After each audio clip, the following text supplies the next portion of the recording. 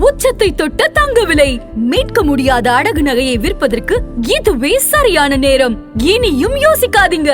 உங்க தங்க நகைய அதிக விலைக்கு விற்க சிறந்த வழி பிரைம் கோல்ட் ஹப் 9840551787. ஆஹா, no compromise. உங்க சைடுலயும் எங்க சைடுலயும். It's a GT promise. GT Holidays, South India's #1 travel brand. சீமான் அவர்கள் RSS விழாவில் பங்கேற்று விட்டார். RSS காரன் கூப்பிட்ட விழாவில் போய் அவர் மேடையில் உட்காந்துட்டாரு. பாருங்க, சீமானுடைய உண்மை முகம் தெரிந்து விட்டது அப்படின்னு எல்லாம் பேசுறாங்க. பாரதியின் புகழ்பாட அந்த இடத்துல போனாரு. நான் பாகிஸ்தான் கூட போய் பேசுவேன்றாரு. ஆனா அவர் RSS காரன்னு சொல்ல ஆரம்பிச்சிட்டாங்க. சார், என்ன நடக்குது? ஏன் இப்படி சொல்றாங்க? ஃபார்ச்சூன் ஃபேவர்ஸ் த பிரேவ்ங்கிற வார்த்தைக்கு ஓவிய விளக்கமாக நிற்கக்கூடியவர் சீமான். இன்னைக்கு அவர் பாரதி விழாவில் அந்த விஜில் அமைப்போட RSS பின்னணி கொண்ட அந்த அமைப்போட கலந்துக்கிட்டாருன்னா அந்த இடத்துல அவர் என்ன பேசியிருக்கிறாரு? பாரதி வெர்சஸ் பெரியார். அப்போ இன்னைக்கு பெரியாருக்கு ஆதரவான அமைப்புகள் அந்த வாக்காளர்கள் ஸ்டாலின் பின்னாடி தான் நிற்க முடியும். சரி, ஸோ ஸ்டாலின் வெர்சஸ் சீமான். இல்ல சார், அர்ஜுனமூர்த்தி தான் இந்த ப்ரோக்ராம், இந்த விஜில் அமைப்பு நடத்தக்கூடிய ப்ரோக்ராமுக்கு அவரை பங்கேற்க வைத்ததுன்றதையும் நீங்க ஓப்பனா போட்டு உடைச்சிட்டீங்க. ஏற்கனவே நீங்க RSS முகமாக தான் அறியப்படுறீங்க, ரவீந்திரன் துரைசாமி. ஆமா, நான் RSS காரன் தான் ஒத்துக்கிட்டீங்க. நீங்கெல்லாம் சீமானை ஆதரிக்கும் போது, நீங்கெல்லாம் சீமானோடு தொடர்புல இருக்கும்போது, சீமான் RSS மேடையில் ஏறும்போது அது பாருங்க, அந்த சாயல் தேவையில்லாம அது சீமானுக்கு ஓட்டரசியல்ல பாதிக்குது இல்ல. இதனால என்ன லாபத்தை அவர் அறுவடை செய்ய முடியும்? பிரிட்டிஷ் முதல்ல பிராமணர்களை தான் மதம் மாற்ற முயற்சி பண்ணா. ஓகே, ஏன்னா பிராமணரே மதம் மாறிட்டா நம்மளும் மதம் மாறணும்னு மற்றவங்க மதம் மாறிடுவாங்கிறது தான் அந்த உளவியலுங்கிறத அவர் சொல்றாரு. இப்போ சீமான் என்ன அரசியல் பண்றாருன்னா, கன்ஷிராம் பாணி ஒரு அரசியலை கையில் எடுக்கிறார். இதை தமிழ் மண்ணில் நான் தான் சொன்னேன். பிராமணர்கள் ஆதரவை பெறுவதற்காக சீமான் பாரதியின் புகழ்பாட RSS மேடையில் ஏறினாரா? கண்டிப்பா ஒவ்வொரு பொதுநலத்திலும் சுயநலம் இருக்கு. ஓகே, சீமானுக்கு வாக்கு வங்கி சுயநலம் இருக்கு, அதுல நான் மறுக்க வரலையே. Is in politics. அமித்ஷாவினுடைய தமிழகம் வருகை, இதுல ஏதேனும் டெவலப்மெண்ட் இருக்குமா சார்? வேலூர் போறாரு, அதற்கு பிறகு ஆலோசனை கூட்டத்தில் பங்கேற்கிறாரு. என்ன நடக்க போது? ஏதாவது கூட்டணியை விரிவுபடுத்த போறாங்களா? அமித்ஷா முயற்சி பண்றாரு. எஃபர்ட்ஸ் நெவர் ஃபெயில்னு தன்னோட முயற்சிகளை போடுறாரு.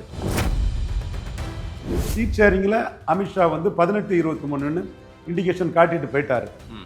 ஆனா அதை மாநில தலைவர்கள் சகோதரர் நயனாரெல்லாம் எக்ஸிக்யூட் பண்ணிடுவாராங்கிறதுல எனக்கே டவுட்டா இருக்கு. எடப்பாடி 41% தெளிவா சொல்லிட்டார். அமித்ஷா 18+23 சொன்னார். எடப்பாடி 41 கணக்கே சொல்லிட்டாரு. அந்த கணக்குக்குள்ள ஓபிஎஸும் டிடிவியும் இருக்கிறாங்க. அந்த கணக்குக்குள்ள, மற்றபடி எடப்பாடி கணக்குக்குள்ள ஓபிஎஸும் டிடிவி இல்ல. கண்டிப்பா இல்ல, நான் முதல்ல சொல்லிட்டேன். ஆதன் தமிழர்களுக்கு வணக்கம். பல்வேறு துறைகளில் ஆக சிறந்த ஆளுமைகளை சந்தித்து நாம் நேர்காணல் எடுத்து வருகிறோம். அந்த வகையில் மீண்டும் நம்மோடு இணைந்திருக்கிறார் அரசியல் திறனாய்வாளர் திரு ரவீந்திரன் துரைசாமி அவர்கள். அவரிடம் கேட்பதற்கு நிறைய இருக்கின்ற வாரங்களோடமே கேட்போம். வணக்கம் திரு ரவீந்திரன் துரைசாமி சார். வணக்கம் மதேஷ், எப்படி இருக்கீங்க சார்? நல்லா இருக்கிற மதேஷ். மகிழ்ச்சி சார். அமித்ஷாவினுடைய தமிழகம் வருகை திங்கட்கிழமை இங்க இருக்க போறாரு. பாஜகவின் ஆலோசனை கூட்டம், அதே போல வேலூர்ல ஒரு விழாவில் பங்கேற்கவும் வராரு. என்ன நடக்க போகுதுன்னு நான் கேட்கணும்னு வந்தேன். அதற்கு முன்னாடி கடந்த 2 நாட்களாகவே சீமான் அவர்கள் RSS விழாவில் பங்கேற்று விட்டார். RSS காரன் கூப்பிட்ட விழாவில் போய் அவர் மேடையில் உட்காந்துட்டாரு. பாருங்க, சீமானுடைய உண்மை முகம் தெரிந்து விட்டது அப்படின்னு எல்லாம் பேசுறாங்க. நான் நம்ப மாட்டேன். நீங்க தான் அடிக்கடி அவரை ஆதரிச்சு பேசும்போது, சார் நீங்க அதிக நெடியா இருக்கு சார், அண்ணனை நீங்க கொண்டு போய் அப்படி சேர்த்துருவீங்க போல தெரியுது, அவர் அதை விரும்ப மாட்டார் சார் அப்படின்னு சொன்னேன். நீங்க பாருங்க, இப்ப எங்க கொண்டு நிறுத்திருக்காங்க. இப்ப அண்ணன் ஏதோ ஒரு பாரதியின் புகழ்பாட அந்த இடத்துல போனாரு. நான் பாகிஸ்தான் கூட போய் பேசுவேன்றாரு. ஆனா அவர் RSS காரன்னு சொல்ல ஆரம்பிச்சிட்டாங்க. சார், என்ன நடக்குது? ஏன் இப்படி சொல்றாங்க? ஃபார்ச்சூன் ஃபேவர்ஸ் த பிரேவ்ங்கிற வார்த்தைக்கு ஓவிய விளக்கமாக நிற்கக்கூடியவர் சீமான். அவருக்கு சரியானப்பட்டதை எந்த இடத்துலையும் எப்போதும் செய்யறதுக்கு தயங்காதவர், ஒளிவு மறைவு இல்லாத ஒரு தலைவர். தெளிவாக அவர் விஜில் அமைப்போட இந்த இதில் அவர் பாரதியாரை பற்றி கலந்துக்கிட்டு உயர்வாக பேசினதை நான் வரவேற்கிறேன். எனக்கு அது மகிழ்ச்சிக்குரிய விஷயந்தான். அதை சகோதரர் அர்ஜுனமூர்த்தி தான் அதை சீமானை வரணும்னு கலந்துக்கிறதுக்குள்ள அந்த ஏற்பாடுகளை செய்தவர் சகோதரர் அர்ஜுனமூர்த்தி. பட் எனக்கு அது சீமான் அதில் கலந்துக்கிட்டது எனக்கு மகிழ்ச்சி அளிக்கக்கூடிய விஷயம்தான். அதே வேளையில் சீமான் தனக்குள்ள கருத்தை தெளிவாக எந்த இடத்துலையும் துணிச்சலாக சொல்லக்கூடியவர், கருத்து சொல்லதுக்கு பயந்து கோலத்தனமாக ஓடக்கூடியவர் அல்ல. ஓகே, இண்டோ பாக் வார் நடந்தது. அந்த சிந்து நதி நீரெல்லாம் தடுத்து வச்சாங்க. ஆமா ஆமா. சீமான், அகிலேஷ் யாதவ், தேஜஸ்வி யாதவ் 3 பேரும் தான் இன்டெலிஜென்ஸ் ஃபெயிலியர்ங்கிறத கடுமையாக சொன்னாப்புல. அதுவும் சீமான் இவங்க 2 யாதவ்களையும் தாண்டி ஒரு ஸ்டெப் மேலே போய் நதி நீரை தடுத்தது தவறு. நதி நீருங்கிறது உலக மக்களுக்கு பொதுமையானது.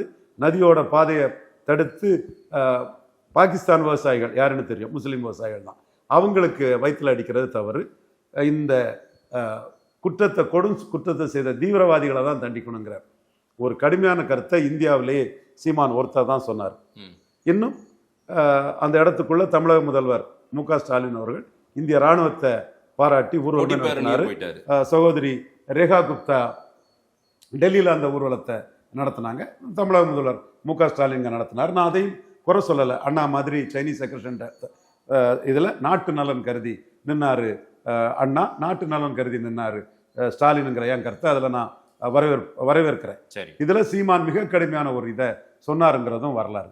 அடுத்தால திருப்பரங்குன்றம் இஷ்யூ, அதில் சீமான் தமிழர் மெய்யியல் முப்பாட்டன் முருகன், வெற்றிவேல் வீரவேல், முருகனை நான் தான் கொண்டு வந்தேன், ஏம் பிராண்டு முருகன்னு, உங்களுக்கு விநாயகர் என்றால் எங்களுக்கு முருகன், உங்களுக்கு ஜான்சி ராணின்னா எங்களுக்கு வேலுநாச்சியார், உங்களுக்கு விவேகானந்தர்னா எங்களுக்கு வைகுண்ட இளர் வள்ளலார், உங்களுக்கு சிவாஜின்னா எங்களுக்கு மருது பாண்டியர்னு அவர் தமிழ் தேசிய அடையாளத்தை முன்னிறுத்தி தமிழர் மெய்யலை முன்னிறுத்தி அந்த கருத்தை சொன்னார். இன்னைக்கும் சகோதரர் விஜய் அவர் பெரிய க்ரோட் புல்லர், பட் பலம் நிரூபிக்காதவர். லெட்டர் பேடாக தான் 24 இருந்தவர், லெட்டர் பேடாக தான் விக்ரவாணி ஈரோடு கிழக்கில் இருந்தவர், ரெஜிஸ்டர்ட் பார்ட்டி லீடர். அவர் பலம் நிரூபிக்கிறதுக்காக திருப்பரங்குன்றத்தில் கருத்தே சொல்லலை, பலம் நிரூபிக்கிறதுக்காக கருத்தே சொல்லலை. நான் அப்படி நினைக்கல, அவரை தற்கொலை நினைக்கல. சுயநலவாதி, சந்தர்ப்பவாதி, அரசியல் வியாபாரி. அவர் இதில் கருத்து சொன்னால் இந்துக்கள் படம் பார்க்க மாட்டானோ, முஸ்லீம்கள் படம் பார்க்க மாட்டானோன்னு ஒரு சினிமா வியாபாரத்துக்காக கருத்து சொல்லலை. இல்லை, இதில் ஒரு நிலைப்பாடு எடுத்துட்டாவே அப்படி 2 தரப்புல ஏதாவது ஒரு தரப்பு தனக்கு எதிராக மாறிடணும்னு நினைக்கிறாரா என்ன விஜய்? பலம் நிரூபிக்காத அவருக்கு சினிமா முக்கியம். அந்த சினிமாவுக்கு பீஸ்ட் படத்தில் முஸ்லீம்கள் சாபம் போட்டாங்க. அதனால தான் சிஏ எதிர்ப்புன்னு லெட்டர் பேடாக இருந்து 2024 நாட்டில் எத்தனையோ இஷ்யூ இருந்தும் சிஏ எதிர்ப்புன்னு ஒரு இஷ்யூ மட்டும் சொன்னவர். அப்படி சிஏ எதிர்ப்புங்கிற ஒரு இஷ்யூ மட்டும் சொன்னது. வக்போர்டு இதுக்கு வழக்கு தொடுத்தவர், எஸ்ஐஆரை எதிர்த்து களமாடக்கூடியவர். திருப்பரங்குன்ற விஷயத்திலும் சரி, நீங்கள்லாம் கவனிச்சிருக்க மாட்டீங்க, இந்தோ பாக் விஷயத்திலும் அவர் கருத்து சொல்லலை. ஏதாவது கருத்து சொல்லியிருந்தாரா? சிந்தூர் ஆபரேஷன் சிந்தூர்ல கருத்து சொன்னாரா? இல்லை. அப்போ அவர் இந்த இடத்துக்குள்ள அரசியல் வியாபாரியா, தற்குறியாக அல்ல, சுயநலவாதியா, சந்தர்ப்பவாதியா, அரசியல் வியாபாரியா, தற்குறியாக அல்ல, தற்குறி அல்ல. அவர் செல்ஃப் சென்டர்ட் பர்சன், தன்னோட லாபத்துக்கு பண்ணக்கூடியவர், பாப்புலாரிட்டியை வியாபாரமாக்க வரக்கூடியவர், அரசியல் வியாபாரியா இதுல கருத்து சொல்லலை. சீமான் எதுலன்னாலும் நஷ்டமோ லாபமோ 4 பேர் என்ன பிஜேபிக்கு பிடிஎம்னு சொல்லுவான், சொல்லிட்டு போட்டு என்ன மையமாக வச்சு கூட பிஜேபிக்கு பிடிஎம்னு வியனரசு, அவரும் எனக்கு வேண்டிய ஒரு போராளி தான், ஒரு சகோதரர் தான், அவரே உள்ள பரப்பிட்டு இருந்தார. சீமான் அதை பற்றி எல்லாம் கவலைப்படவே கிடையாது. எனக்கு மனசுல சரின்னு பட்டதை, மக்கள் நலன் சரின்னு பட்டதை எதுனாலும் வெளிப்படையா பேசக்கூடிய ஒரு தலைவர். இல்ல சார், அர்ஜுனமூர்த்தி தான் இந்த ப்ரோக்ராம், இந்த விஜில் அமைப்பு நடத்தக்கூடிய ப்ரோக்ராமுக்கு அவரை பங்கேற்க வைத்ததுன்றதையும் நீங்க ஓப்பனா போட்டு உடைச்சிட்டீங்க. ஏற்கனவே நீங்க RSS முகமாக தான் அறியப்படுறீங்க, ரவீந்திரன் துரைசாமி. ஆமா, நான் RSS காரன் தான் ஒத்துக்கிட்டீங்க. நீங்கெல்லாம் சீமானை ஆதரிக்கும் போது, நீங்கெல்லாம் சீமானோடு தொடர்புல இருக்கும்போது, சீமான் RSS மேடையில் ஏறும்போது அது பாருங்க, அந்த சாயல் தேவையில்லாம அது சீமானுக்கு ஓட்டரசியல்ல பாதிக்குது இல்ல. இதனால என்ன லாபத்தை அவர் அறுவடை செய்ய முடியும்? நிச்சயமா மிகப்பெரிய லாபம் இருக்கு அதுல. இதுல 6 பிராமணர்களை கேண்டிடேட்டா போடுறாரு. ஓகே. பாரதியார் வெர்சஸ் பெரியாருங்கிறத நரேட்டிவ் இது பண்றாரு. பாரதியார் பெரியார் வெர்சஸ் வாவுசின்னு திருச்சியில பேசுறாரு. ஆமா. ஸோ இந்த இதுல அவருக்கு என்ன பார்க்குறாருன்னா, பெரியார் இன்னைக்கு ஒரு பெரிய பிராண்டா இருக்கார் தமிழ் மண்ணில். பெரியாரை பற்றிய உலகளாவிய இது மண்டை சுரகு உலகு தொழும் மன குகையில் சிறுத்தை இளம் தொண்டு செய்து பழுத்த பழம். அது என் ஃப்ரெண்டு நாகப்ப பிள்ளை, என் ஃப்ரெண்டு எப்பவும் பாடுவான். நாகப்ப பிள்ளை, ஔவையாரு, கிருஷ்ண சின்னா, கிருஷ்ண பிள்ளைக்கு மகன் கிருஷ்ண சின்னா, அவர் தான் தீகா தலைவராக இருந்தார். மகனுக்காக கிருஷ்ண சின்னான்னு பேர் வச்சாரு. மோகன் இவர் அவங்க கோலப்ப பிள்ளை, அவரோட சன் மோகன், அவங்க அகமுடையாரு. தென் இவர் போஸ்ட் ஆஃபீஸ் போஸ்ட் மாஸ்டர். இது எல்லாமே தீகா குரூப்பு. அவ்வளவு தீகா குரூப் என்னோட நண்பர்கள். நான் காலையில ஐயா தாண்டிங்க நாடாட்டு பேசிட்டு வருவேன். வந்துட்டு அவர் வீட்டுல இருந்து வந்துட்டு இந்த கோஷ்டிகளோட தான் நான் பேசிட்டு திருவேன். என்னால் இந்த கோஷ்டிகள் என்ன பண்ணும், Panneerselvam Buddha metals, Murugan Buddha metals, Panneerselvam metals, அதோட ஓனர் அவர் தான் தீகா தலைவர். எல்லா கோஷ்டிகளும் நமக்கு தெரியுங்கிறனால அந்த விஷயங்களும் நமக்கு அவங்க என்ன பண்ணுவாங்க என்ன பேசுவாங்கங்கிறதும் தெரியும். ஐயா வீரமணி நார்வேல வரும்போது ராஜன் ஹோட்டல், இப்போ சகோதரர் நயனார் நாயந்திரன் ஹோட்டல் வாங்கியிருக்கிறாரு. அந்த ஹோட்டலில் தான் தங்குவார். நாங்கள் இந்த நண்பர்களெல்லாம் வந்து வீரமணிகிட்டையும் இருந்து பேசுவோம். பட் நாம் வந்து கேட்பாரு, நீங்கள் இந்து முன்னணி என்ன பண்ணிட்டு இருக்கீங்க, என்ன இருக்கீங்கன்னா என்கிட்ட விவாதம் வைப்பார். அந்த இந்த காயல்பட்டினத்தில் சாணார்கள்னு சொல்லப்பட்ட அவங்க தான் வந்து இந்த கொடுமைக்காக தான் மதம் மாறி முஸ்லீமா மாறுறாங்கல்ல, அவர் அது இருக்குது இது இருக்குன்னெல்லாம் பேசிக்கிட்டு தாளிங்க நாடார் எப்படி அங்கே இந்து முன்னணிக்கு தலைவராக இருக்கலான்னு கேட்பார். நான் சொன்னேன், அன்னைக்கு இருக்கலாங்க, இன்னைக்கு அவரை கிருஷ்ணமகையும் நாயரும் இந்து நாடாரும் எல்லாரும் ஒரு பல்லக்கில் தூக்கிட்டு போய் இந்துக்களின் தலைவராக எங்களை பெருமைப்படுத்துகிறான். எம்ஜிஆர்ட்டு இந்துக்களுக்காக அவர் தான் பேசினாருலாம் நான் பேசுவேன். ஐயா வீரமணிகிட்டே பேசுவோம். வீரமணி மேலே ஒரு தர்க்க ரீதியாக விஷயங்களை அணுகக்கூடியவங்க மரியாதை உண்டு. ஓ இதெல்லாம் ஒரு சைடு நிக்கட்டு. இந்த இடத்துக்குள்ள சீமானோட நிலைப்பாடுங்கிறது அரசியல் சார்ந்து நீங்க பார்த்தீங்கன்னா அது வந்து சீமானுக்கு பிராமண சமுதாய மத்தியில் மிகப்பெரிய ஒரு கெயினை கொடுக்கும். பிராமணர்கள் ஒரு இதை சப்போர்ட் பண்றாங்கன்னா அதுவே மற்ற இடைநிலை ஜாதி இந்துக்கள் மத்தியில் அது சரியானதுங்கிற ஒரு உளவியல் தமிழ்நாட்டுக்குள்ள நீண்ட நெடுங்காலமா இருக்குது. பெரியார் எவ்வளவு வேலை பார்த்தாலும் அந்த உளவியல் இருக்குது. இல்ல பிராமண எதிர்ப்பு நமக்கு வாக்குகள் அறுவடை ஆயிருக்குன்னு திராவிட இயக்கங்கள் பெருசா அதை பண்ணாங்கல்ல, பெரிய அளவுக்கு அந்த நரேட்டிவ்ல ஜெயிச்சிருக்காங்கல்ல. இதுல என்ன லாபத்தை அறுவடை செய்து விட முடியும்? பிராமணர்கள் ஆதரவு வந்துட்டா சீமானுக்கு ஒரு பெரிய இன்னும் ஒரு மைலேஜ் கிடைக்க போதா என்ன? அதைத்தான் உங்கள்கிட்ட சொன்னேன். பிராமணரே ஆதரிக்கிறான்னா மற்ற இன்டர்மீடியட் காஸ்ட்டும் மற்ற அப்பர் மென்டாலிட்டி காஸ்ட்டும் அது சரின்னு ஆதரிப்பான். பெரிய பாரதியாருங்கிறது பிராமணர் சார்ந்தது அல்ல, மற்ற ஜாதிக்கு அப்பாற்பட்ட ஒரு கவிஞருங்கிறதான் அந்த இடத்துக்குள்ள உள்ள உண்மை நிலைமை. அதைத்தான் நான் சொல்றேன்.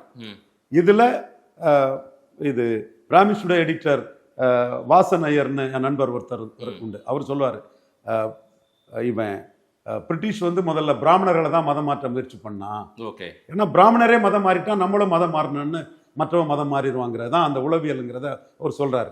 இப்போ சீமான் என்ன அரசியல் பண்றாருன்னா கன்ஷிராம் பாணி ஒரு அரசியலை கையில் எடுக்கிறார். இதை தமிழ் மண்ணில் நான் தான் சொன்னேன். கன்ஷிராம் பாணியில சீமான் வராரு, போல்ரைஸ் பண்ணுவாரு.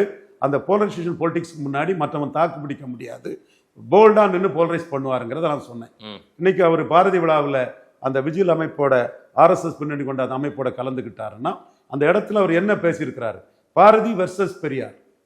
அப்போ இன்னைக்கு பெரியாருக்கு ஆதரவான அமைப்புகள் அந்த வாக்காளர்கள் ஸ்டாலின் பின்னாடி தான் நிற்க முடியும். சரி, ஸோ ஸ்டாலின் வெர்சஸ் சீமான், பாரதி வெர்சஸ் பெரியாருங்கிறது ஸ்டாலின் வெர்சஸ் சீமான். இப்போ பல நிரூபிக்காத விஜய் கூட பெரியாருக்கு போட்டதும் பெரியார் பின்னாடி வந்துட்டாருன்னு தமிழகமே ஊடகமே கொண்டாடிச்சு. அவரால் இப்போ சீமானை எதிர்த்து பெரியாருக்காக 4 வார்த்தை பேச முடியுமா? முடியாது, நஷ்டப்படுவாருன்னு ஒதுங்கிக்கிடுவார். பெரியாருக்கு பாரத ரத்னா கேட்டாரு ஐயா கே.பி. முனுசாமி, அதிமுகவில் தீர்மானம் போட்டாங்க. நான் தான் சொன்னேன், பெரியாருக்கு பாரத ரத்னான்னு சொல்லி 2 ஜாதி ஆதிக்கத்தை முன்னிறுத்தி செங்குந்தர் சமூக நீதியும் பறையர் சமூக நீதியும் உடையார் சமூக நீதியும் அகமுடையார் சமூக நீதியும் சூறையாட முடியாது நண்பர். என்ன அன்னைக்கும் சொல்றேன், இன்னைக்கும் சொல்லிட்டு இருக்கிறேன். அவர் இந்த இடத்துல பெரியாருக்காக ஏதாவது சொல்லுவாரா? இது ஈரோடு கிழக்கு எலெக்ஷன்ல பெரியார் எதிர்ப்புக்காக சீமான ஏத்து தான் பேசினாரு. இவர் செல்லூர் ராஜி நோட்டாக்கு ஓட்டு போடுங்கன்னு சொன்னாரு. உங்க அதிமுக ஊழலையும் ஜெயலலிதாவுக்கு ஊழலையும் வீரப்பன் கொள்ளக்காரனா கருணாநிதிக்கும் ஜெயலலிதாவுக்கும் என்ன பேருன்னு சொல்லியும் இது நான் சொல்ல விரும்பல. என்றாலும் கேசி பழனிசாமி கேஸ் போட்டது ஜெயலலிதாவை கடற்கரையில் டேஷுக்கும் கடையில் கடத்தி போட்டிருக்குன்னு சொல்லி தான் அவர் வந்து பெரியாரையும் அடிச்சு தான் அவர் துணிஞ்சு நின்று 16 விழுக்காடு வாக்கெடுத்தார். டெபாசிட் இழந்தார், மறுக்க வரல. டெபாசிட் இழந்ததாக அறிவிக்கப்பட்டாருன்னு தான் அவர் கருத்தா சொல்றாரு. ஆனா அவர் வந்து 8 விழுக்காடு வாக்கு உயர்ந்திருக்கிறார். அப்போ பெரியார் எதிர்த்து தான் அந்த வாக்கு உயர்ந்திருக்கிறார். அது தமிழ்நாடு முழுமைக்கும் பொருந்துன்னு துக்ளக் ஆசிரியர் சத்திரன் குருமூர்த்தி எழுதுறாரு. சீமானும் அது தமிழ்நாடு முழுக்கும் பொருந்துங்கிறத உறுதியா நம்புறாரு. ஸோ அந்த இடத்துக்குள்ள நான் பெரியார அடிச்சு நிற்கிறேன் என்றாலும் அதிமுக எனக்கு ஓட்டு போடு, அதிமுக நிற்கல, என்டிஏ ஓட்டு போடு, நீங்க நிற்கலன்னெல்லாம் கேட்கல. திப்பு சுல்தானையும் பழனி பாபாவையும் முன்னிறுத்தி தான் தடா ரஹீமை பிரச்சாரம் பண்ண வச்சு தான் அவர் நிற்கிறாரு. ஸோ அவர் தமிழ் தேசிய அரசியல் தனக்கான அரசியலை முன்னெடுத்துட்டு போறாரு. அதுல பெரியாரை எதிர்த்து அவர் களமாடும் போது பாரதியார் விழாவில் RSS அமைப்பு இதில் கலந்துக்கிறார். இதுல என்ன தப்பு இருக்குது? இல்ல சார், ஏற்கனவே நாம் தமிழர் கட்சின்ற ஒரு அந்த அங்கீகாரத்தை அதே போல அந்த கட்சியை அவருக்கு வாங்கி கொடுத்ததே வந்து குருமூர்த்தி அப்படின்ற ஒரு சாயல் இருந்தது. இன்னைக்கு பாரதி விழாவில் பங்கேற்கிறார், தமிழின் பெருமை பாரதி விழாவில் பங்கேற்றாருன்னு எனக்கு கூட பெருமையா ரொம்ப சந்தோஷமா இருந்தது. அவர் அந்த மேடையில பேசுறது முழுமையா நான் பார்த்தேன். எனக்குமே நிறைய விஷயங்கள் பாரதியை பற்றி இன்னும் கொஞ்சம் மதிப்பு பெரிய அளவுக்கு கூடியது. அது நான் படித்ததை விட சீமான் பேசியது எனக்கு ஒரு புரிதல் ஏற்பட்டது பாரதியை பற்றி. ஆனாலும் இன்னைக்கு திராவிட இயக்கங்கள் பெரிய அளவுக்கு இன்னைக்கு அவரை ஆர்எஸ்எஸ் பாருங்க, நாங்க அன்னைக்கே சொன்னோம், இன்னைக்கு சீமான் ஆர்எஸ்எஸ் முகம் தான், ஆர்எஸ்எஸ் விழாவிலேயே போய் உட்காந்துக்கிறாரு, அவர் யாருன்றத பூனைக்குட்டி வெளியே வந்துட்டுதுன்னு சொல்லி பரப்புரை பண்றாங்க. அடிமை மனப்பான்மை, ஸ்லேவ்ஸ் வந்து குருமூர்த்தி தான் இதை வாங்கி கொடுத்தாருன்னு சொல்லுவான். இந்த அடிமை எவனாவது குருமூர்த்தியை மீறி சசிகலா விஷயத்துல ரவீந்திரன் துரைசாமி சொல்லி அடிச்சான்னு சொல்லியிருக்கானா? அந்த அடிமைகள் நீங்க சொல்லியிருக்கீங்க, நான் சொல்லியிருக்கேன். அப்ப குருமூர்த்தியால தான் வாங்கி கொடுக்க முடியுங்கிற எண்ண ஓட்டம் அவனுக்கு இருக்கு. அதே குருமூர்த்தியை மீறி சசிகலா விஷயத்துல ரவீந்திரன் துரைசாமி சொல்லி அடிச்சு ஜெயித்தாங்கிறதையும் அவன் பாராட்டணும் இல்ல? பாராட்டணும். ஆனா 2 பேருமே ஆர்எஸ்எஸ் காரர் இல்ல, நீங்களும் ஆர்எஸ்எஸ் அவரும் ஆர்எஸ்எஸ். அப்போ உங்கள்கிட்ட வந்து குருமூர்த்தி கருத்தியெல்லாம் ரவீந்திரன் துரைசாமி ஜெயித்தான்னா நீ மனம் புழுங்குவியா? சரி, அது தப்பு இல்ல. உங்கள்கிட்ட பெருந்தன்மை அவங்களுக்கு இல்லையே. இல்லதான், ஓகே. ஆனா இந்த இடத்துல இது வந்து லாபத்தை கொடுக்கும்ன்ற மாதிரி நீங்க சொல்றீங்க. ஓட்டரசியலுக்கான ஒரு பிளானா? பிராமணர்கள் ஆதரவை பெறுவதற்காக சீமான் பாரதியின் புகழ்பாட ஆர்எஸ்எஸ் மேடையில் ஏறினாரா? கண்டிப்பா. ஒவ்வொரு பொதுநலத்திலும் சுயநலம் இருக்கு. ஓகே. சீமானுக்கு வாக்கு வங்கி சுயநலம் இருக்கு, அதுல நான் மறுக்க வரலையே. Is in politics. பிராமணர்கள் வந்து எடப்பாடிக்கு ரெட்ட வேடத்தை புரிஞ்சுக்கிட்டாங்க. ஓகே. 10 விழுக்காடு விஷயத்துல Stalin honest enemy, principled politician. Edappadi கருத்தே சொல்லாம ஆல் பார்ட்டி மீட்டிங் வச்சு பிராமணெல்லாம் ஏமாளி இழிச்சவாயன்னு பண்ணிட்டு போயிட்டாப்புல.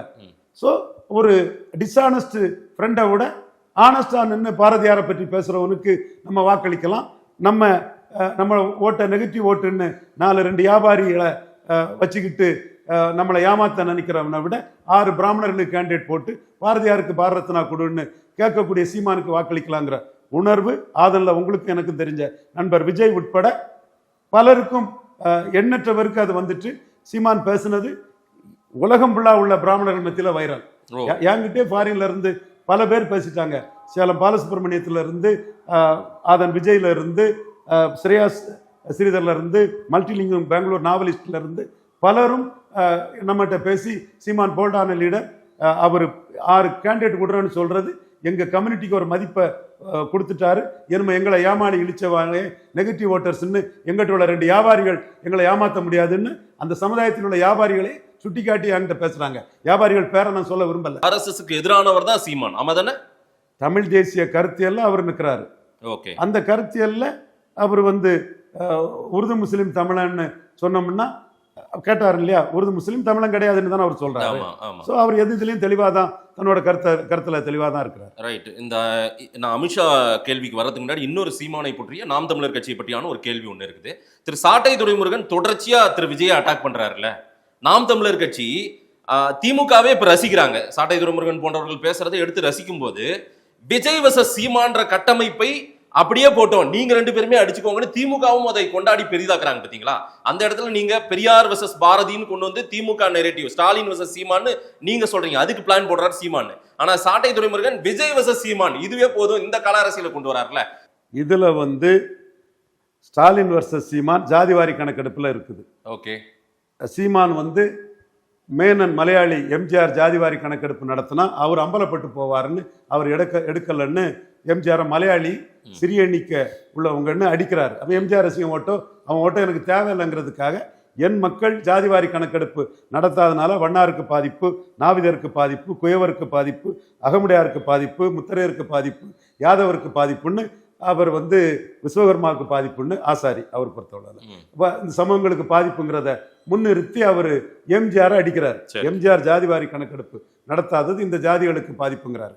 அது மட்டும் இல்ல, கலைஞரும் ஜாதிவாரி கணக்கெடுப்பு நடத்தாம தெலுங்கு தாய்மொழி மக்களை ப்ரொடெக்ட் பண்றாருன்னு அவர் சொல்றாரு. ஸோ இந்த இஷ்யூ சீமான் வர்சஸ் ஸ்டாலின் தான். டாக்டர் ஐயாவும் அதை சொல்றாரு. ஆனா அவர் உடனே 10.5 எடுத்து வை, ஜாதிவாரி கணக்கெடுப்பு நடத்தலைனாலும் பரவாயில்லங்கிறதே சொல்றாரு. அன்புமணியும் அதை சொல்றாரு, உடனே 15 எடுத்து வைங்க, ஜாதிவாரி கணக்கெடுப்பு நடத்தலைனாலும் பரவாயில்லங்கிறத சொல்றாருல. அப்போ சீமான் இந்த இஷ்யூல ஸ்டாலின் வர்சஸ் சீமானை உருவாக்குறாரு. சரி. பெரியார் இஷ்யூல ஸ்டாலின் வர்சஸ் சீமான் தான். ஓகே. அருந்ததியர் பிரியாரிட்டி ரிசர்வேஷன் கலைஞர் பண்ணது, அருந்ததியர் கலைஞரை தெய்வமா வணங்குறாங்க. அந்த இஷ்யூவை தான் சீமான் முந்தைய ஈரோடு கிழக்குலையும் இந்த ஈரோடு கிழக்குலையும் எடுத்தாப்புல. இதுல ஸ்டாலின் வர்சஸ் சீமான் தான். சீமான் பரையர் தேவேந்திர குல வேளாளருக்கு 5 விழுக்காடு உயர்த்தி கொடுக்கணுங்கிறாரு. தெலுங்கு தாய்மொழி மக்கள் வாக்களும் அருந்ததியர் வாக்களும் ஸ்டாலின் கன்சால்டேட் ஆகுது. சீமான் இவங்களை கன்சால்டேட் பண்றாரு. அடுத்து வந்து இலவசங்கள் எதிர்ப்பு. நீங்க இலவசங்களுக்குள்ள ஆதரவு வந்து ஸ்டாலினுக்கு தான் கிடைக்கும். அது சீமானே இன்டைரக்டா ஒத்துக்கிட்டு பேசுறாரு திருச்சியில. கண்டிப்பா ஸ்டாலின் தான் இலவசங்களுக்கான ஆதரவு பெறக்கூடிய அளவுல இருக்கிறாரு. இலவசங்கள் நாட்டுக்கு கேடுங்கிறதுல எதிர்முனையில சீமான் தான் இருக்கிறார். இல்ல சார், சீமான் வர்சஸ் ஸ்டாலின், ஸ்டாலின் வர்சஸ் சீமான், இந்த அரசியலை விட சீமான் வர்சஸ் விஜய் அரசியல் தான் இங்கு கட்டமைக்கப்படுகிறது இல்ல, அது அதை நோக்கி தான் ஓடிட்டு இருக்குது தமிழ்நாட்டுல. சீமான் வர்சஸ் விஜய் அரசியல்ங்கிறது சீமான் எடப்பாடியை பலகீனப்படுத்திட்டார் என்கிறத மறைக்கிறதுக்கு ரங்கராஜ் பாண்டே போன்ற என் சகோதரர்கள் பல நிரூபித்த சீமானை குறைச்சி மதிப்பிட்டு திருநாக்கரசு தான் நெத்தியடி அடிச்சுட்டாரு. பல நிரூபிக்காதவனுக்கு ஓட்டு கிடையாதுன்னு திருநாக்கரசு அண்ணன், சிவாஜி, வடிவேலு, இவர் ராதிகா அம்மையாரு, பாக்கியராஜ், ராஜேந்தர் எல்லாத்தையும் சொல்லி பல நிரூபிக்காதவருக்கு ஓட்டு கிடையாதுங்கிறத நெத்தியடியா அடிச்சுட்டாரு. பல நிரூபிச்ச விஜயகாந்துக்கு ஓட்டு இருந்து கேப்டன் விஜயகாந்த் டிசைடிங் ஃபேக்டர். நம்ம சொன்னோம் அவரை முதல் தடவை பண்ண மாதிரி 2வது தடவை சொன்னா கலைஞரும் புரட்சி தலைவரும் கேப்டன் அவர் காலில் விழுந்திருப்பாங்க. சரி, நம்ம அழகர் சாமி நாயுடு மகன் நல்லா இருக்கும்னு நம்ம நினைச்சோம், மக்கள் தொண்டர் மகன் நல்லா நினைச்சோம். எவனோ சொன்னதை கேட்டு அவங்க வீணா போனாங்க. நீங்க தேமுதிகவில இருந்தீங்கல்ல சார்? தேமுதிகவில் இருக்கல, விஜயகாந்துக்கு சப்போர்ட்டா இருந்தீங்க. ரைட். ராமதாஸுக்கு எதிராக விஜயகாந்த பெரிய அங்க போய் அதை பண்ணேன். ராமதாஸ் மனிதநீதிக்கு மனிதநீதிங்கிற அடிப்படையில நம்ம அதை இருந்தேன். தேமுதிகவில் இருந்தது நம்ம தம்பி CR பாஸ்கரன் தான் இருந்தாரு. அவருக்கு கேப்டன் முக்கியத்துவம் கொடுக்கணும் கூட நான் இதை பண்ணேன். ஓகே, சாட்டை விஜயை அடிக்கிறது அது லாபமா? அது நாம் தமிழருக்கு அந்த இடத்துக்குள்ளதான் நான் வர்றேன்.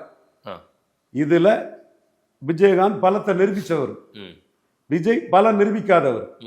பலம் நிரூபிக்காத விஜய் இன்னைக்கு பலத்தை நிரூபிக்கிறதுக்கு ஊன்றுகோலாக, அன்னைக்கு ஊன்றுகோலாக திரையுலகத்தில் வரும்போது மார்க்கெட்டு ஏத்துறதுக்காக, ரேஞ்சை உயர்த்ததுக்காக அண்ணன் ரஜினிகாந்த் அண்ணாமலை தம்பிடா ஆட வந்தன்னு ரஜினிகாந்த ஒரு ஊன்றுகோலாட்டு தூக்கிட்டாரு.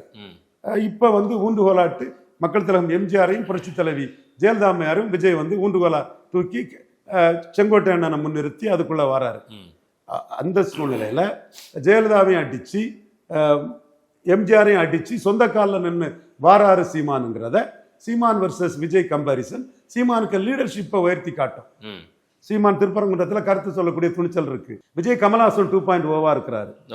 சீமான் விக்கிரவாண்டி ஈரோடு களத்திலையும் போலரைசேஷன் மீறி களத்துக்குள்ள நிற்கக்கூடிய தெம்பு இருக்குது. கோழை நாய்கள் களத்தை விட்டு ஓடிட்டான்னு சீமான் சொல்லக்கூடிய அளவுக்குள்ள களத்துக்குள்ள வராத விஜயும் அதுல ஒரு பார்ட்டியா மாறுறாரு. ஸோ விஜய் சீமான் கம்பாரிசன். சீமான் யாருக்காக நிற்கிறாரு? விஜய் குழப்பவாதியா, கிளாரிட்டி இல்லாம, ஒரு தெளிவு இல்லாம, சுயநலவாதியா, தற்குறி இல்லை, அரசியல் வியாபாரி, சுயநலவாதி, தற்குறி அல்ல, அரசியல் வியாபாரி. நஷ்டம் வரும்னா அந்த இடத்துக்குள்ள வரமாட்டார். ஸோ அப்படி விஜய் நிற்கிறாருங்கிறத சாட்டை துரைமுருகன் தம்பியோட அந்த வீடியோக்கள் பெரிய அளவுக்கு மக்கள் மத்தியில் கொண்டு சேர்க்குது. திமுக கொண்டாடுறாங்க, பெரிய அளவில் கொண்டு சேர்க்குது. சவுக்கு சங்கருக்கு அடுத்தபடியா தம்பி சாட்டை துரைமுருகன், தமிழ் மண்ணில் சூப்பர் ஸ்டார் சவுக்குக்கு அடுத்தபடியா என் தம்பி சாட்டை துரைமுருகன், சவுக்கு என் தம்பி தான், பெரிய அளவு மக்களுக்கு ரீச் ஆகக்கூடிய அளவுக்கு இருக்காரு. அங்க ரஜினிகாந்த் மாதிரி இங்க விஜய் மாதிரி கொண்டு வரீங்க நீங்க அந்த சூப்பர் ஸ்டார் போட்டிக்கு. ரைட். நான் அமித்ஷாவினுடைய தமிழகம் வருகை, இதுல ஏதேனும் டெவலப்மெண்ட் இருக்குமா சார்? வேலூர் போறாரு, அதற்கு பிறகு ஆலோசனை கூட்டத்தில் பங்கேற்கிறாரு, என்ன நடக்க போது? ஏதாவது கூட்டணியை விரிவுபடுத்த போறாங்களா? அமித்ஷா முயற்சி பண்றாரு, எஃபர்ட்ஸ் நெவர் ஃபெயில்னு தன்னோட முயற்சிகளை போடுறாரு. அதுல அண்ணாமலை விஷயத்துல அவசரப்பட்டுட்டாருங்கிற ஒரு கருத்து ஒட்டுமொத்த தமிழக பாஜக ஓட்டர்ஸ் மத்தியிலே இருந்தது. பாஜக தொண்டர்கள் அமித்ஷாவே அதை செய்யும் போது அவங்களால அதை ஓங்கி சொல்ல முடியல. ஆனா அமித்ஷா மதுரைக்கு வந்த கூட்டத்தில் ஒட்டுமொத்த தமிழக பாஜகவும் 18 விழுக்காடு வாக்குக்கான ஹீரோவா அண்ணாமலை தான் நிற்கிறாருங்கிறத அமித்ஷாவே கண்ணில் தெரியும்படியா அவங்க அதை மேனிஃபெஸ்ட் பண்ணிட்டாங்க. சரி, இந்த சூழ்நிலையில எடப்பாடி பழனிசாமி மிகப்பெரிய சமர்த்தர். அவர் நாம் தமிழர் சீமான ஆர்டி டீம், பிஎம்ஓ, அண்ணாமலை சிஎம் கேண்டிடேட்டா ப்ரொஜெக்ட் பண்ணிட்டா, 18-8 ப்ரொஜெக்ட் பண்ணிட்டா. சீமான் ஒத்துக்கல்ல, 214 தான் நிற்கிறாரு. ஒருவேளை ஆர்டி டீம் அதை கன்வின்ஸ் பண்ணி நடத்திட்டாங்கன்னா நாம ஒரு 150 தொகுதியில் 3வது போய் டெபாசிட் இழந்துருவோம்னு எடப்பாடி பழனிசாமி என்டிஏக்குள்ள வந்துட்டாரு. சீட் ஷேரிங் முடியல. ஓகே, அவருக்கு இங்க தமிழக பாஜக தலைவர்கள் மத்தியில் அமித்ஷா கிட்ட நம்ம எடப்பாடி கூட கூட்டணி போகலன்னா எடப்பாடி விஜயம் சேர்ந்து பிஜேபியை இரலவெண்ட் ஆக்கிடுவாங்கன்னு அண்ணாமலையை தவிர மற்ற எல்லா பாஜக தலைவர்களும் தெளிவா சொல்லிட்டாங்க. அதுவும் அதை சைடுன்னு சொல்லணும் இல்ல, தமிழிசை, நயினாரு, வானதி சீனிவாசன் எல்லாருமே பல நிரூபிக்காத விஜய்க்கு எங்க அண்ணன் திருநாவுக்கரசு அண்ணன் மாதிரி புத்திபூர்வமா அவங்களுக்கு பார்க்க தெரியல, முட்டாள்தனமா பார்த்து சொல்லிட்டாங்க. சரி. ஸோ தலைமை டக்குன்னு எடப்பாடி கூட கைகோர்த்துட்டாங்க. எடப்பாடியும் நிஜ சீமானுக்கு பயந்து எடப்பாடி பாஜக கூடயும், கற்பனை விஜய்க்கு பாஜக காரங்க அந்த கற்பனை விஜய தமிழிசை நயினார் வானதி எல்லாம் தூக்கி பேசினால பாஜக தலைமையும் எடப்பாடி கூட கை கோர்த்துட்டாங்க. இப்ப யாருக்கு என்ன லாபம்னு சீட் ஷேரிங் வேணும். ஓகே, சீட் ஷேரிங்ல அமித்ஷா வந்து 18-23 இண்டிகேஷன் காட்டிட்டு போயிட்டாரு. ஆனா அதை மாநில தலைவர்கள் சகோதரர் நயினார் எல்லாம் எக்ஸிக்யூட் பண்ணிடுவாராங்கிறதுல எனக்கே டவுட்டா இருக்குது. நயினார் அதுதான் இப்ப கிரவுண்ட் ரியாலிட்டி. நயினார் ஒரு நல்ல சகோதரர், அது வேற விஷயம், நமக்கு சகோதரர் தான். பட் அவர் இதை எக்ஸிக்யூட் பண்ணிக்கிடுவாராங்கிறதுல எனக்கே டவுட்டா இருக்குது. ஆமா, பழைய 30 சீட்டுக்குள்ளாரே நிறுத்திடுவாங்களோன்ற டவுட் உங்களுக்கு ஹெவியா இருக்கு. கரெக்ட், ஹெவியா இருக்குது. அப்போ அண்ணாமலை அதுக்கு வேணும். 2:1 நம்ம தான் சொல்றோம். இல்ல, அண்ணாமலையோட ரோல் நான் கடந்த பேட்டிலே சொன்னேன், இதுல கிடையாது, இதுல உண்மையா கிடையாது. ஏன்னா எடப்பாடிக்கு பிடிக்காத, எடப்பாடிக்கு விரும்பாத தலைவர்களை தான் சந்தித்து கொண்டே இருக்கிறார் திரு அண்ணாமலை. இதை எப்படி அதிமுக ரசிக்கும்? முதல்ல எடப்பாடி 41% தெளிவா சொல்லிட்டாரு. அமித்ஷா 18+23 சொன்னாரு. எடப்பாடி 41 கணக்கே சொல்லிட்டாரு. அந்த கணக்குக்குள்ள ஓபிஎஸும் டிடிவி இருக்கிறாங்க. அந்த கணக்குக்குள்ள, மற்றபடி எடப்பாடி கணக்குக்குள்ள ஓபிஎஸ் டிடிவி இல்ல, கண்டிப்பா இல்ல. அது நான் முதல்ல சொல்லிட்டேன். அது இல்லவே இல்ல. அது சசிகலா, ஓபிஎஸ், டிடிவி எடப்பாடி கணக்குக்குள்ள 100% இல்ல. சரி, நம்ம அரசியல்வாதி தன் லாபத்துக்கு தானே பண்ணுவான். எம்ஜிஆர் தெருக்கல்ல ஜாதி பேர் இல்லைன்னு சொல்றது மக்களத்துல எம்ஜிஆருக்கு லாபம். பசுமன் முத்துராமலிங்க தேவர் மாவட்டத்துக்கு வைக்கிறது பேக்கிங் கம்யூனிட்டி பண்ணக்கூடிய ஜெயலலிதாவுக்கு அந்த கம்யூனிட்டியை பேக்கிங் கம்யூனிட்டி ஆக்குறதுல லாபம். ஸோ இன்னைக்கு இருக்கக்கூடிய எடப்பாடி பழனிசாமிக்கு சசிகலா, தினகரன், ஓபிஎஸ் கிட்ட வரவிடாம தள்ளுறதுதான் அவருக்கு உள்கட்சி அரசியல்ல அவருக்கு லாபம். ஆனா எடப்பாடி 18-23 சொன்னார், 18-23 அமித்ஷா சொன்னார், எடப்பாடி 41 சொன்னார். இப்ப அந்த 11.4 பாஜக அண்ணாமலை எடுத்த வாக்குக்கு 2 ரெட்டலைக்கு ஒரு தாமரை வாங்கணும். அது பிஎம்ஓட்ட நாங்க கொடுத்த அந்த கருத்தை ஆடிடிஎம் கருத்து கரெக்டுங்கிறத குருமூர்த்தியும் சொல்லிட்டாரு. பைனான்ஸ் மினிஸ்ட்ரி சைட்ல இருந்தும் அமைச்சர் வந்து நம்ம பலத்துக்குரிய சீட்டு வாங்கணுங்கிற எண்ண ஓட்டத்துல தான் அவங்களும் இருக்காங்க. தமிழ்நாடு அஃபேர்ல அவங்க தலையிடுறாங்க. நம்ம கட்சி பெருசா காட்டணுங்கிறதுல அவங்களும் உறுதியா இருக்கிறாங்க. ஸோ இந்த இடத்துக்குள்ள இந்த சீட்டு வாங்கலைன்னா 24ல பிஜேபியை டிச் பண்ணி மோடியை கலத்தி விட்ட மாதிரி 29 கலத்தி விட்டுருவாரு. மோடி 29 இவர்கிட்ட ஏமாந்துடக்கூடாதுங்கிறது தான் நாங்க ஃபைட் பண்ணிட்டு இருக்கோம். அந்த வகையில் இன்னைக்கு அந்த ஃபைட்டுக்கு தமிழ்நாட்டு பாஜகவின் முகமாக மீண்டும் சொல்றேன், அண்ணாமலை ஆர்மி ஐடி பாஜக ஐடி விங்கோட பெருசு. தமிழிசை அம்மையார் போன்றவங்கலாம் இதை மனச்சாட்சிக்கு தெரியும் அவங்களுக்கு. ஸோ அந்த அண்ணாமலையை டெல்லி பாஜக பயன்படுத்துறாங்க. இது வந்து ஒரு டெட்லாக் இருக்குது. எடப்பாடியும் ரஃப் அண்ட் டஃப்பான ஆளு இல்ல. அண்ணாமலையுடைய கடைசி பேட்டி கோயம்புத்தூர்ல கொடுத்தாருல, ஏபி முருகானந்தம் உட்காந்துருந்தாங்க பக்கத்துல. அந்த பிரஸ் மீட்ல நீங்க தெளிவா பாத்தீங்கன்னா நான் பேசுறது பிரதிபலிக்குன்னு சொல்ல வாரீங்க, அப்படிதானே? ஆமா, நான் சொன்னது அது நடக்கும் பாருங்க. அதாவது அங்க எடப்பாடி தான் முக்கியம். அவர் தான் என்டிஏவினுடைய தமிழ்நாட்டின் தலைமை. அண்ணன் எடப்பாடி பழனிசாமின்னு கூட சொல்லலன்னு நினைக்கிறேன். அண்ணன் எடப்பாடி பழனிசாமின்னே சொல்லிட்டாரு திரு அண்ணாமலை அதுலயுமே. ஆனா அண்ணன் நயினார்ன்றாரு. அதுல பாத்தீங்கன்னா அப்போ பெரிய அளவுக்கு பலம் வாய்ந்தவராக எடப்பாடிய அங்க ஏதோ டெல்லியில மெசேஜ் கொடுத்துருக்காங்க அண்ணாமலைக்கு.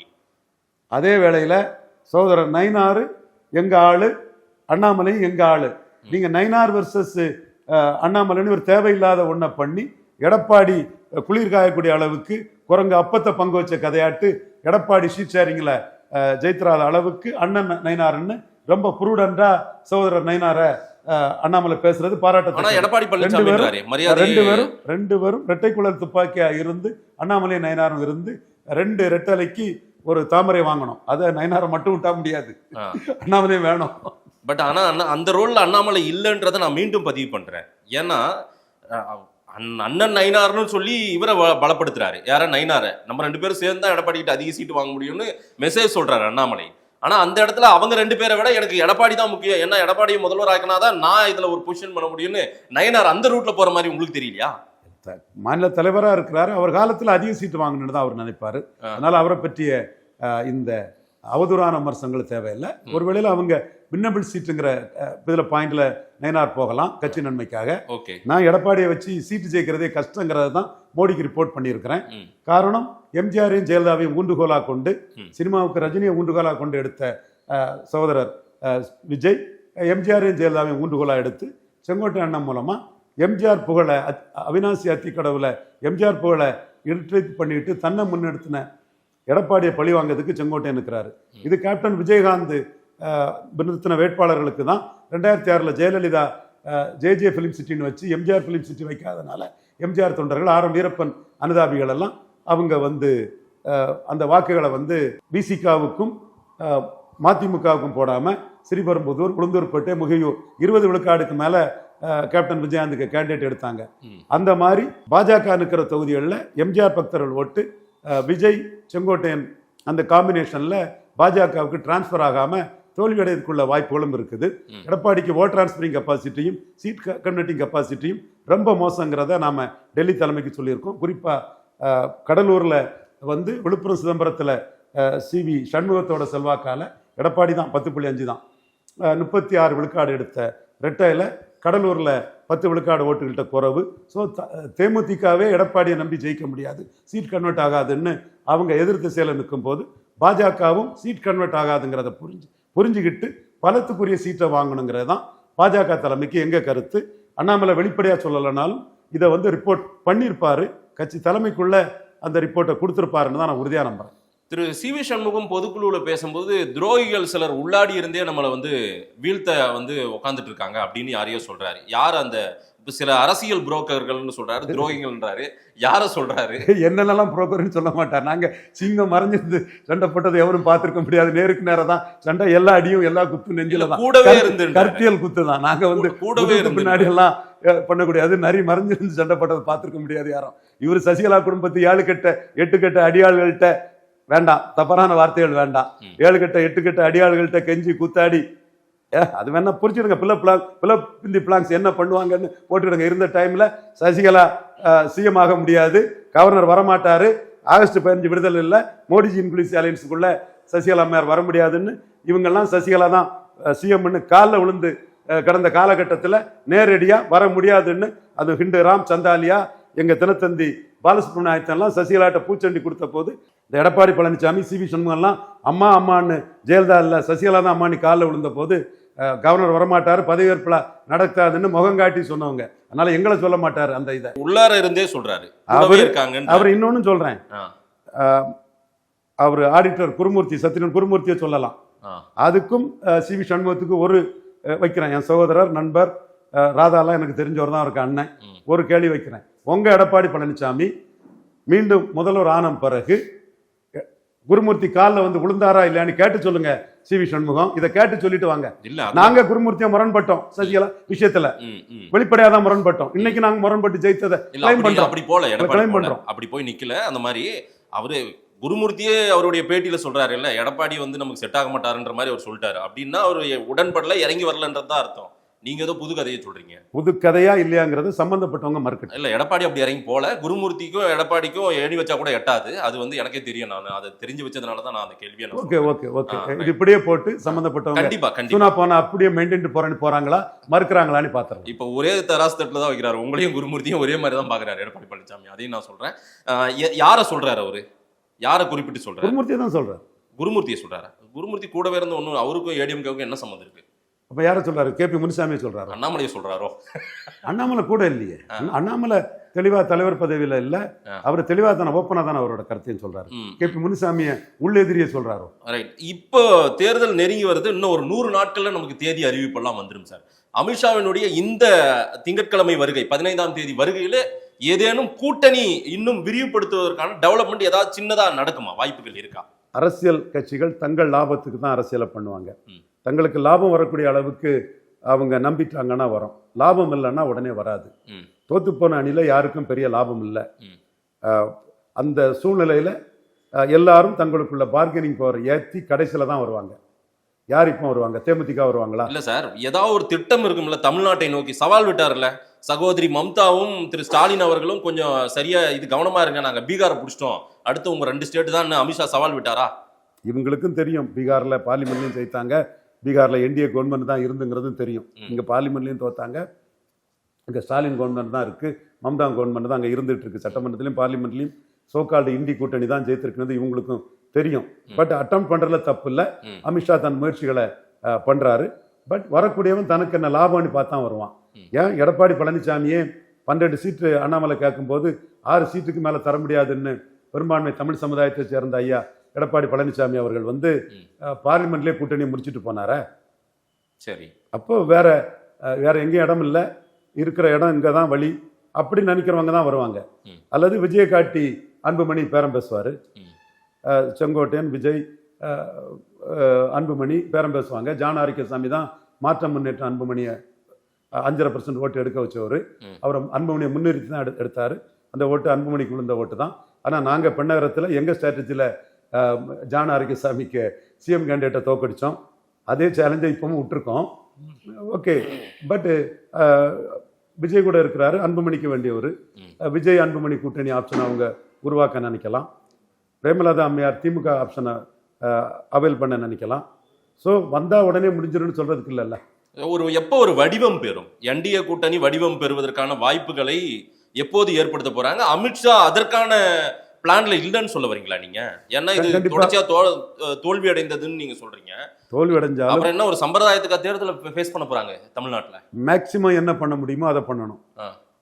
எடப்பாடியை முன்னிறுத்தியும் ஜெயிக்க முடியாது, எடப்பாடி இல்லாமலும் ஜெயிக்க முடியாது. தேஜஸ்வி யாதவ் கூட்டணிக்கு, காங்கிரஸ் கூட்டணிக்கு முஸ்லீம் யாதவ் தவிர மற்றவங்க சரியா ஓட்டு போடலை. ஏன்னா அவங்களுக்கு லாபம் இல்லைங்கிற மாதிரி. எடப்பாடியை முன்னிறுத்தினா வன்னியர் வெள்ளாள கொன்ற தவிர மற்ற ஜாதிக்கு லாபம் இல்லைன்னு நான் பெனிஃபிஷரி காசு. இதெல்லாம் தெரிஞ்சுதான் சார் கூட்டணி வச்சாங்க. நான் அடுத்த கட்டம் என்ன நடக்குதுன்னு நான் ஜனவரி பிப்ரவரியில் என்ன நடக்குன்னு உங்ககிட்ட கேட்டுங்கிறேன். நீங்க பழைய கதையே சொல்லுங்கிறீங்க. இது இன்னைக்கும் அப்படி நிலைச்சு நிற்குது. நீர் பூத்த நெருப்பா இருக்குது. நாங்க ஒரு தீக்குச்சியை கொளுத்தி போட்டா கொழுந்து விட்டு எரியும். எல்லா ஜாதிக்காரனும் பெரியார் தொண்டர்கிட்ட வரலப்பா, சமூக நீதிக்காக பெரியார் தொண்டர்கள்ட்ட வரலப்பா, இந்துக்களின் தலைவர் தாண்டிங்கனார தொண்டர்கிட்ட வராங்கப்பா. எல்லா ஜாதியும் அவங்க எல்லாம் கதறாங்கப்பா. அந்த உணர்வு இருக்கு. நாங்க களத்துக்கு போனோம்னா கதையே வேற. நாங்க அந்த இடத்துக்குள்ள 2 ரெட்டலைக்கு ஒரு தாமரைக்காக எதிர்பார்த்துட்டு இருக்கோம். இது சாத்தியமா சார்? நீங்க கடைசியா இதுல தோத்துருவீங்களோன்னு எனக்கு டவுட்டா இருக்குது. அண்ணாமலையும் தோத்துருவாரு, நீங்களும் தோத்துருவீங்க போல தெரியுது. நான் அதுக்கு தான் முன்கூட்டியே அலாட்டா சொல்றேன். மோடி 29 தோத்துறக்கூடாதுங்கிறதுக்காக ரவீந்திரன் துரைசாமி தியாகம் பண்ணி தான் இந்த 2:1ங்கிறத ப்ரொமோட் பண்ணி ஃபைட் பண்ணிட்டு இருக்கிறான். மோடி 29 தமிழ்நாட்டுக்குள்ள தோத்துறக்கூடாது. 26 அதுக்கு என்ன முடியுமோ அதை நான் செய்வேன். அது 21 மாதிரி கடவுளர் இருந்தா அதுவும் ஜெயிக்கும். நிறைய விஷயங்கள் அமித்ஷாவினுடைய வருகை சும்மா பிசுபிசுத்து போற மாதிரி தான் நீங்க விஷயமா இருக்கிற மாதிரி சொல்றீங்க. ஒன்றும் பெரிய டெவலப்மெண்ட் இருக்காது அப்படின்றது தான் என்னால் புரிஞ்சு முடியுது. மக்கள் என்ன சொல்றாங்கன்னு பார்க்கலாம். நேரம் கொடுத்து பேசியமைக்கு நன்றி ரவீந்திரன். நன்றி மாதேஷ்.